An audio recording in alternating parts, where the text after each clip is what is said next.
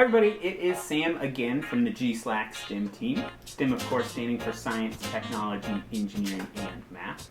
We've got another STEM activity video for you guys today. This time we are following along with the weekly Scout Challenges theme of math, so we're going to be doing a math activity.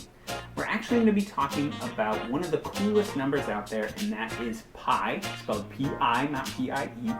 Pi is what's called a constant, which means it does not change. It is the same everywhere. And it is actually a ratio or a comparison between two measurements of a circle. We're going to talk more about that in a second, but first let's talk about what materials you're going to need for this activity. You're going to want some scissors. You're going to want a pretty good length of string, and then you're just going to want to find some differently sized circular objects around your house. I've got a placemat, a coaster, and a clock that I have found. You do not have to use these exact same items, just any kind of flat circular objects should do. Alright, let's see how we're going to do this activity. Alright, so hopefully you have your circles at this point. What we're going to do now is actually see that relationship between those two measurements and that constant pi, 3.1415.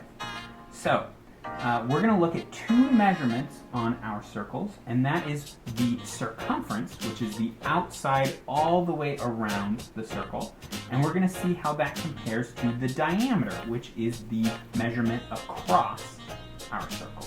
Basically going to see how many times the diameter can fit into the length of the circumference. So, you're going to take your string, and you are going to, around one of your circles, wrap it all the way around that outside edge, that circumference. Once it meets your piece of string, that's where you're going to cut. Mine met there. You can see that now goes all the way around my circumference of my circle. So now let's take this string, which is the length of the circumference, and basically see how many diameters we can fit in there. So let's go ahead and measure our first diameter. Looks like we're going to at least get one. Yep, so one diameter.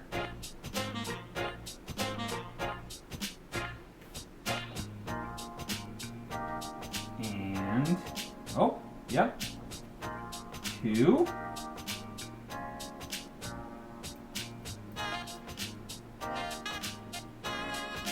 And let's see.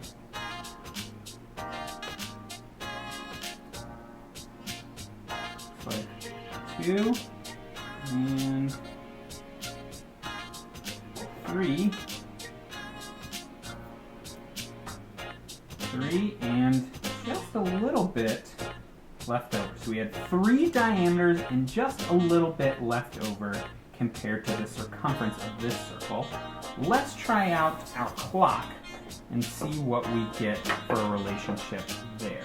So we're going to take our clock, again, just like we did with the other one. We're going to take a piece of string, go all the way around the circumference, and cut.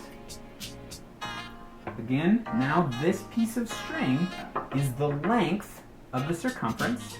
Let's compare that to the diameter, see how many diameters we can fit in there. Okay, at least one. One. Okay, two. And cut.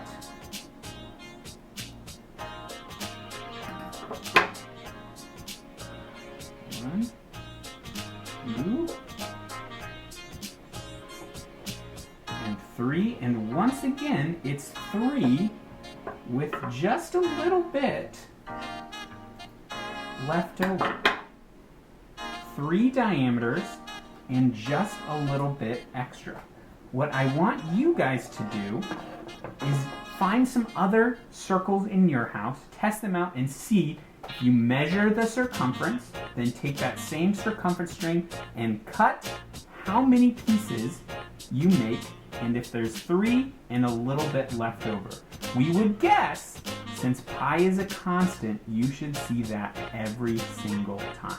There should always be 3 and a little bit left over, that 0.1415926, continue on, left over for each diameter fitting into the circumference. All right, well, I hope you learned a little bit. I hope you do this at home with your own circles. If you like what we are doing with our STEM activity videos, feel free to check out our virtual STEM fair we have going on this summer. It is on our Facebook page, so check out those details. I hope you learned a little bit, hope you had some fun, and most of all, I hope you keep scouting. Thanks, bye.